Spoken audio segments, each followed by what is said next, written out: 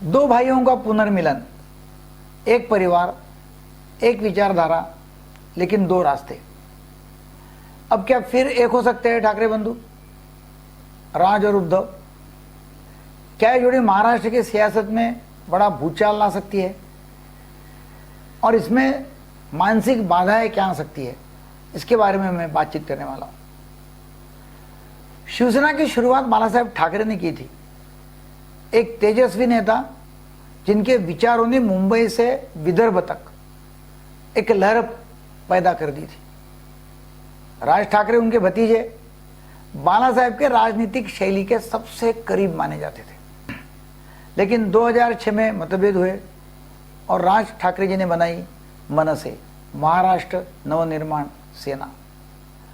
इधर उद्धव जी ठाकरे ने शिवसेना की कमान संभाली, लेकिन शैली बदली, तेवर थोड़े नरम हो गए। आज शिवसेना दो हिस्सों में बट चुकी है। एक गुट एकनाथ शिंदे जी के पास में है और दूसरा उद्धव जी ठाकरे के पास। मनसे का असर सीमित हो गया है।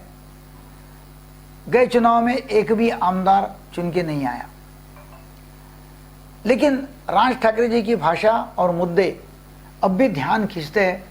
1-1 लाख लोगों की सभाएं राज ठाकरे में देने की क्षमता है। अब सवाल यह है, क्या इन दो ठाकरे बंधुओं में पुनर्मिलन हो सकता है? अगर हां, तो फिर इसमें साइकोलॉजिकल बाधाएं क्या आ सकती है? तो हम पहले देखेंगे इसका फायदा क्या है।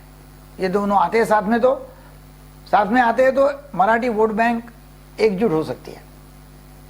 बीजेपी और शिंदे गुट को कड़ी टक्कर मिल सकती है। एक मजबूत क्षेत्रीय शक्ति बनकर उभर सकती है जोड़ी ठाकरे ब्रदर्स यूनाइटेड। लेकिन राह आसान नहीं है। अहंकार, पुरानी कटुता और राजनीतिक स्वार्थ बाधा बन सकते हैं। साइकोलॉजिकल मुद्दा यह है, फियर ऑफ लूजिंग आइडेंटिटी, पहचान खोने का डर। यह सभी तरह होता है, हर व्यक्ति को है, और यह दोनों बंधुओं को भी होगा। दोनों नेताओं ने अपनी अपनी अलग पहचान बनाई हुई है। अब अगर वे एक साथ आते हैं तो मन में डर रहता है, क्या मेरी पहचान, मेरी स्टाइल, मेरी स्वतंत्रता खत्म हो जाएगी? दूसरा है इमोशनल बैगेज एंड पास्ट रिजेंटमेंट्स, भावनात्मक बोझ और पुराने गिले शिकवे। 2006 की घटना, पार्टी छोड़ना, अपमान, मीडिया बयानों से उपजे हुए भाव, ये सब अनरिजॉल्व इमोशनल मेमोरीज हो सकती है। इनका हल बिना खुली बातचीत और क्षमा के संभव नहीं है। Forgiveness, open talk and forgiveness, और ये होता नहीं है लोगों में। ओपन टॉक एंड फॉरगिवनेस नहीं होता है।